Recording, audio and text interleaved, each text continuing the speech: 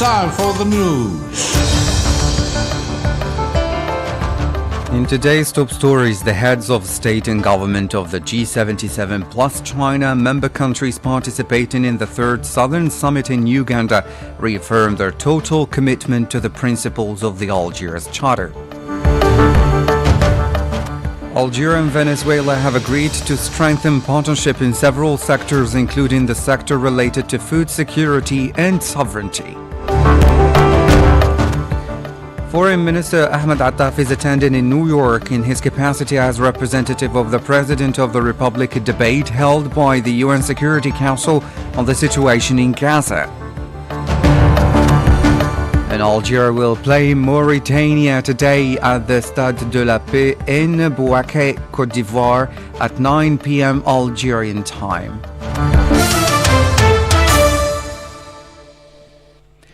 You're listening to Radio Algeria International. I'm Jamal Simani. The President of the Republic, Mr. Abdelmajid Tebboune, has held an extended meeting in Algiers with a delegation accompanying the Minister of the Interior of the Kingdom of Saudi Arabia, Emir Abdelaziz bin Nayef bin Abdelaziz Al Saud. The meeting took place in the presence of the Director of the Cabinet at the Presidency of the Republic, Boualem Boualem, and the Interior Minister, Brahim Red. President Abdelmajid Tebboune has received the President of the Mauritanian National Assembly, Mohamed Bamba Miguet. In his statement to newsmen following the meeting, Mr. Miguet had this to say.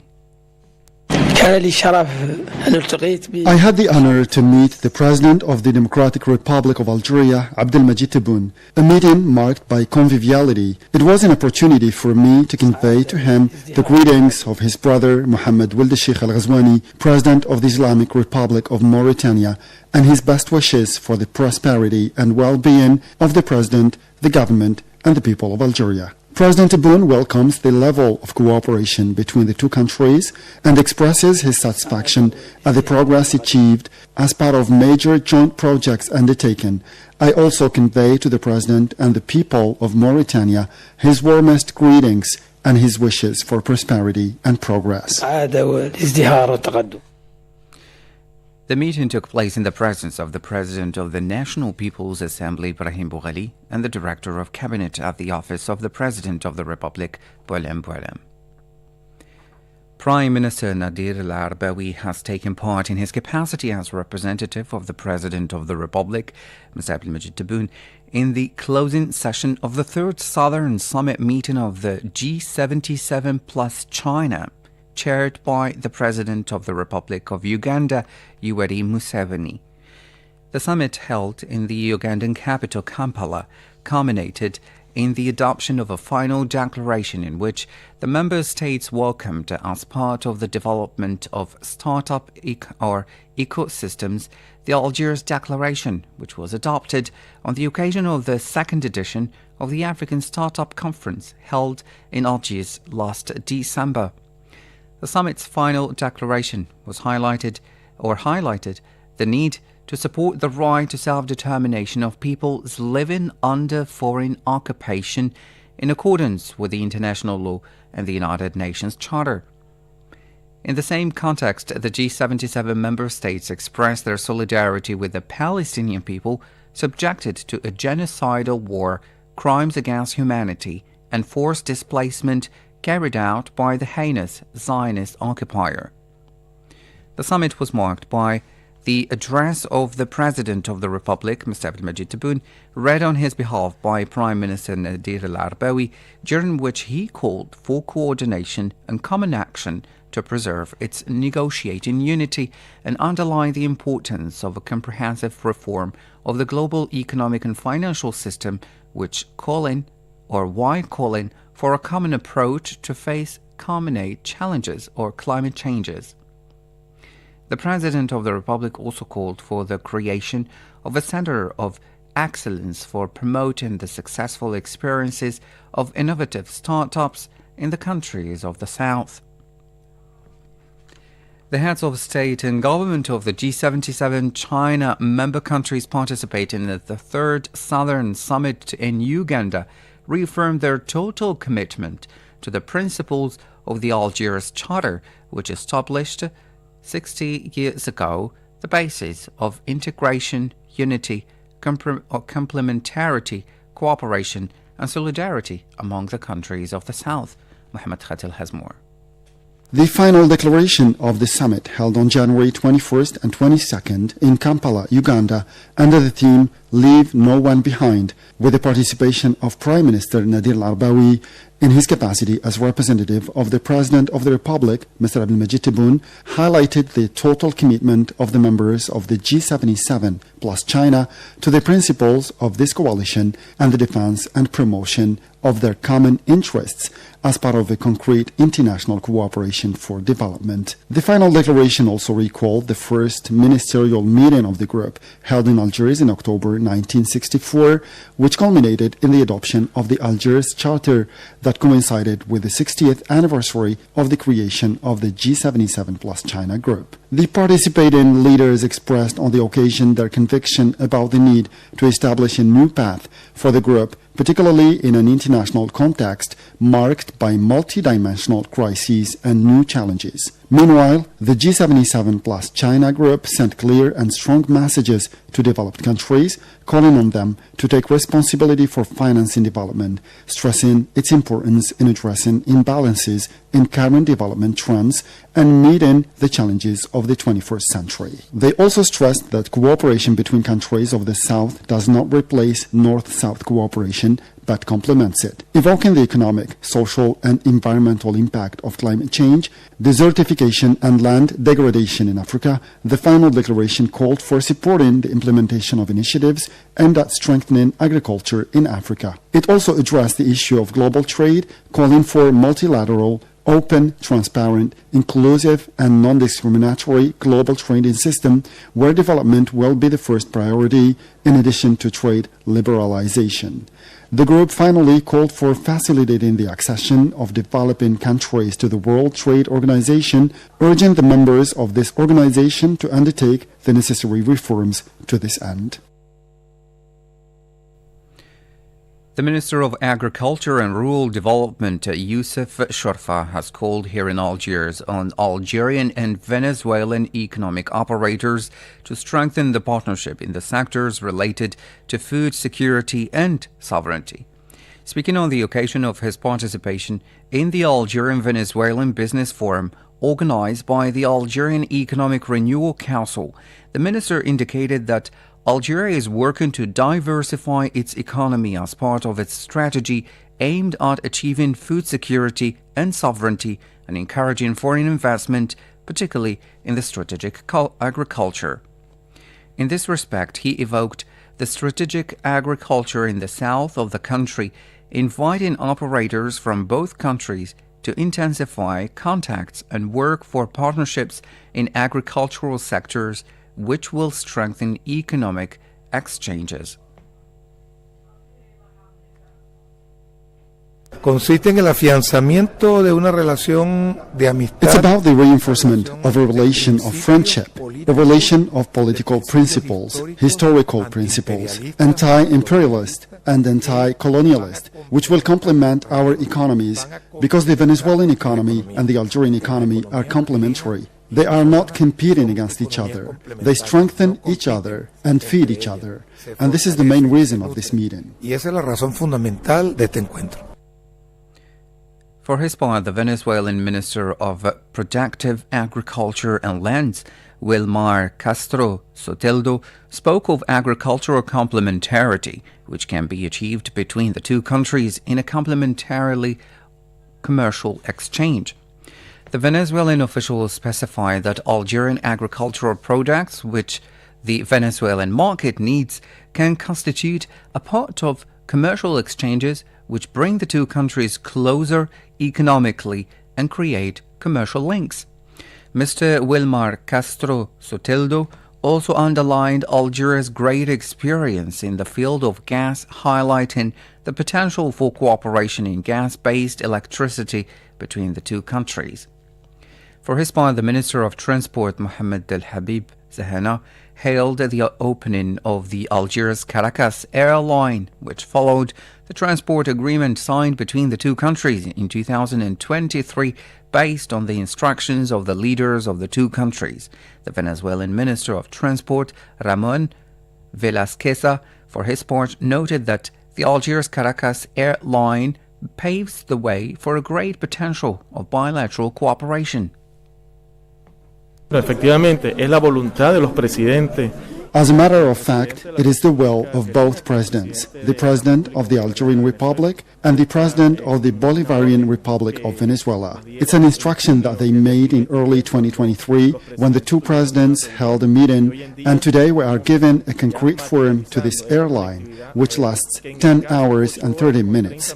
So a passenger that travels from Venezuela arrives now here in Algeria. It is an integration of peoples. In addition to the airline, there is the maritime line, because a ship takes 14 days to travel from Venezuela to Algeria through the Atlantic Ocean. So there is an integration through air and through sea to strengthen relations between the two brotherly peoples of the Bolivarian Republic of Venezuela and the Algerian Republic. La República Bolivariana de Venezuela con la República Argelina Democrática y Popular. Meanwhile, the president of the Algerian Economic Renewal Council, Kamel Mullah, for his part highlighted the potential and opportunities offered for partnerships between the two countries in various areas. The B2B meetings between Algerian and Venezuelan economic operators operating in the sectors of agriculture, agri-food, transport and tourism were also organized as part of the Joint Business Forum. You're still listening to Radio Algeria International. Now, the Minister of Industry, Mr. Ali Aoun, has received a delegation of American businessmen held or led by the chairman of the board of directors of the U.S. Algeria Business Council, David Wilhelm, and the president of the council, Ismail Chikhoun. Mariam Barshi has the details. During the meeting, which took place in the presence of 25 American businessmen, Mr. Aoun called for more investment in various fields, notably in the renewable energies, steel industry, spare parts, railway and the pharmaceutical industry, highlighting guarantees and offered to foreign investors under the Investment Act. The minister also reassured the economic about the guarantees provided by the Algerian legislation. For their part, the American investors have shown their interest in investing in several sectors in Algeria, notably the renewable energies, agriculture, industry and technology.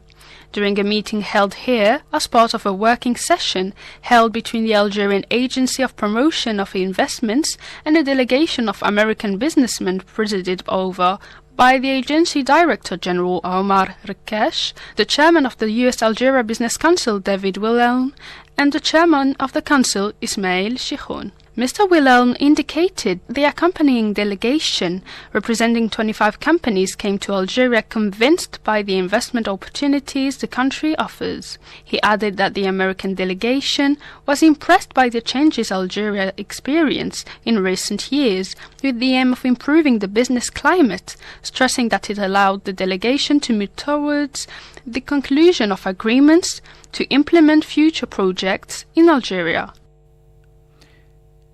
The Minister of Trade and Export Promotion, Tayyip Zeitouni, has received the CEO of the Italian industrial group Piaggio, Matteo Colanino, accompanied by a delegation during the meeting held at the meeting in the presence of the executives of the Italian group and the Italian Vice Ambassador to Algeria. The two parties discussed important questions. On this occasion, the Minister of Trade and Export Promotion called for the reinforcement of the bilateral economic cooperation, stressing the importance of the Algerian market as a promising investment destination. Now, the Iranian Minister of Foreign Affairs, Hossein Amir Abdullahian, has received in Tehran members of the Algerian-Iranian Parliamentary Friendship Group, Mariam Bashir reports. During the meeting, Mr. Abdullahian has expressed the hope that parliamentary diplomacy continued to play its pivotal role in strengthening relations between the two countries. After expressing his satisfaction about the dynamic of bilateral relations, the head of the Iranian diplomacy hailed the important role of the President of the National Assembly, Rahim Boghali, and the parliament in support for the just Palestinian cause, recalling Iran's unwavering position with regard to this cause. For his part, the chairman Group Musa Khelfi offered his condolences following the terrorist attack on the Iranian town of Kerman, reiterating Algeria's solidarity with the Iranian people in this tragedy. Referring to bilateral relation between the two countries, Mr. Khelfi hailed the positive trend that has recently marked these relations, citing in this connection the discussions between the President of the Republic, Mr. Abdelmajid Tebboune, and his Iranian counterpart, Ibrahim Raisi, on the sidelines of the meeting of the 78th UN General Assembly. The same official has recalled that Iran is a brotherly country, adding that Algeria is ready politically and legally to develop and strengthen its relations in the best interest of both countries and peoples, particularly in the fields of agriculture, health and energy. As the UN Security Council is debating today the situation in the occupied Palestinian territories, notably in the Gaza Strip, the Israeli army has pursued its pounding of the southern part of the territory, killing and wounding more people. The Israeli continued attacks hit various parts of Gaza and killed at least 195 people and wounded over 350 others for the past 24 hours. The Israeli bombardments continued amid fighting raging in various parts of the territory Palestinian as the Israeli army was seeking to tighten its grip on the southern region of Khan Yunis. In this respect, the Israeli army admitted having suffered a severe setback for the first time since it launched its operations on Gaza after 24 Israeli soldiers were killed in the fighting. According to Palestinian sources, around 25,500 people have been killed in the relentless bombardments carried out by the Israeli army on Gaza for over 3 months now. The UN affirmed that 1.9 million people had been displaced by the conflict in Gaza, representing 85% of the population. In this respect, the situation in Gaza, described by the UN and by the international organizations as disastrous, is at the center of a debate held today by the UN Security Council. The high-level meeting attended by the Foreign Minister Ahmed Attaf in his capacity as representative of the President of the Republic, Abdelmajid Tebboune, is part of the efforts and initiatives designed to secure a rapid ceasefire in Gaza. The meeting is aimed at putting a halt to the ongoing Israeli attacks on Gaza and secure a lifting of the Israeli blockade on the Palestinian territory, as well as an access to humanitarian aid. In this respect, the Arab League called on the United States to stop backing Israel's acts of aggression carried out against the Palestinians and to adopt a coherent position regarding the international humanitarian law. During an emergency meeting held in Cairo, the Pan-Arab Organization urged for more pressure to be put on the Israeli authorities to stop its actions of aggression to allow for a comprehensive and lasting ceasefire in the enclave.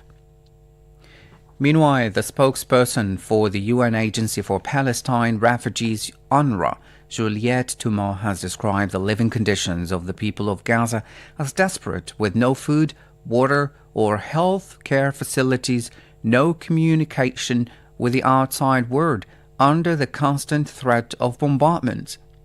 The UN official visited Gaza in mid-January. On her return, she spoke to Conor Lennon from the UN News and said the following.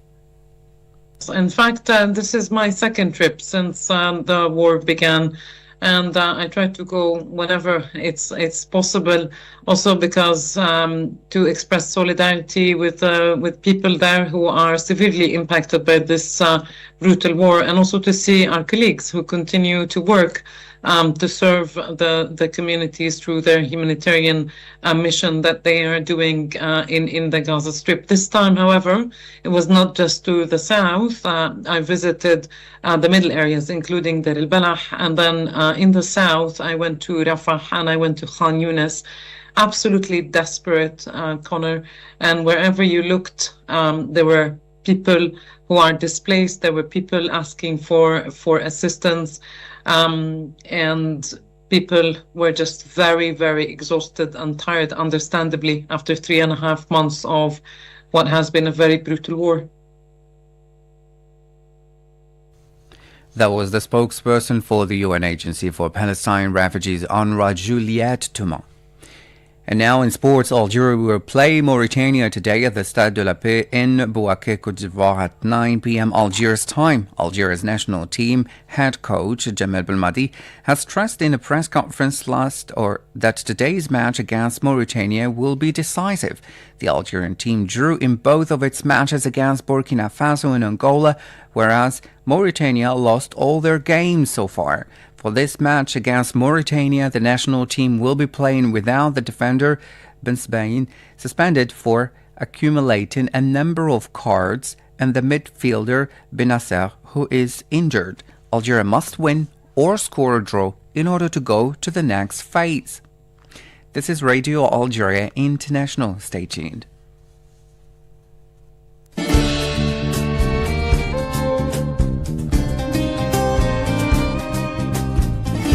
Hello and welcome to our weekly program Influential Figures. Today we'll shed light on famous artist Beya Mahieddine. Beya Mahieddine, whose real name is Fatma Haddad, was born on December 12, 1931 in Burj Al Kifan, east of Algiers. She began drawing and painting from a young age, drawing inspiration from her childhood imagination, creating a universe often represented by women with almond-shaped eyes surrounded by fabulous birds, imaginary flowers, or instruments of music.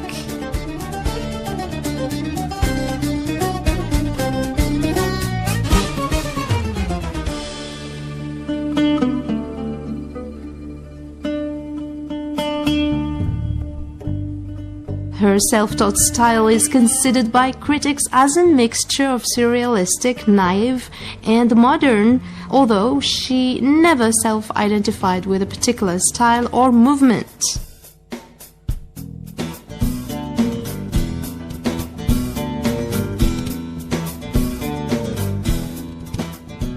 Her work was fresh in how it resisted Western classifications and was deeply personal, rooted in her childhood and her home. Her works are largely comprised of paintings, although she has many works in pottery as well.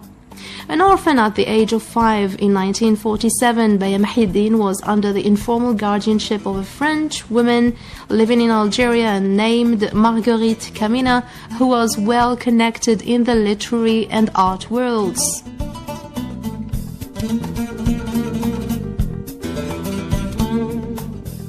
Marguerite was visited by the French art dealer Aimé Maite, who was the first to present Beya's work to the public in a solo exhibition at his gallery in Paris.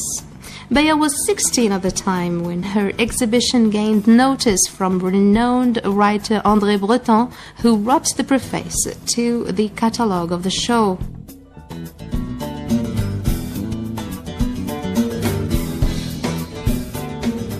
Her work went on to be presented in various exhibitions in France and Algeria and has appeared on Algerian postage stamps. Instead of following the typically Western models of art production that were being taught at the time, the young Beya drew on her own personal experiences and imaginings. Alongside the traditional tribal art of Algeria, her clay figures are said to have inspired the fluid forms and figures she painted, giving her works their unique aesthetic that was so influential to artists like Picasso and Matisse.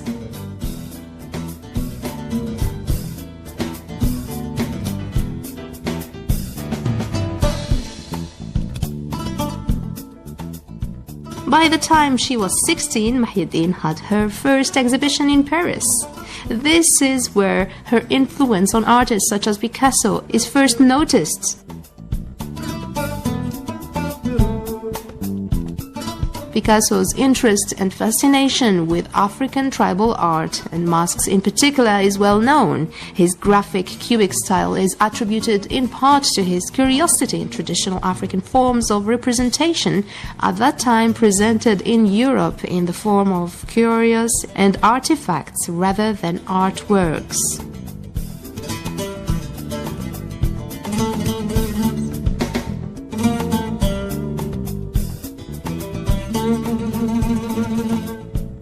Mahieddine was an exception to this. She was not creating tribal curiosities, but allowing her environment and imagination to shape her work. Inspired by her spontaneity and a natural talent, Picasso invited her to work with him in 1948.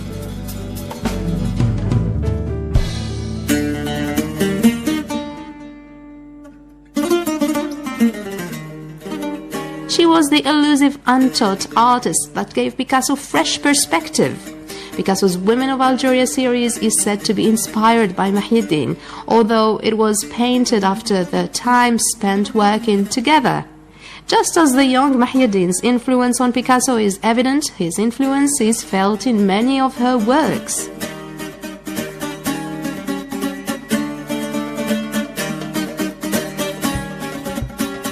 Beya married celebrated Andalusian composer Mahieddine Mahfoud in 1953. He's credited with inspiring many of the instruments that appeared in her works, as well as what many people see as the melodious and harmonious atmosphere that her works seems to evoke.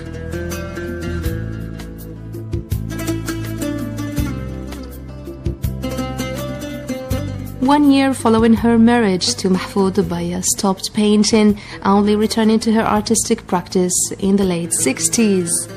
The reasons attributed to this break vary. Some say it was to show solidarity with the revolution in Algeria, others that it was to raise her children.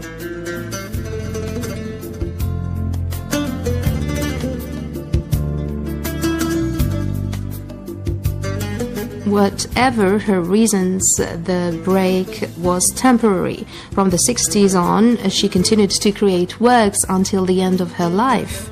Her rich, opulent paintings combine influences of traditional Algerian art like ceramics and bold wall murals with following figures and objects.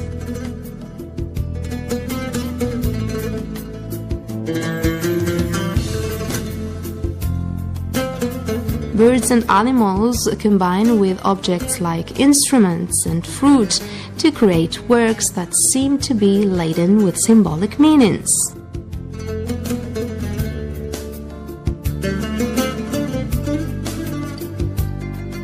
Her pieces don't follow any rules, continually denying the classification forced onto them.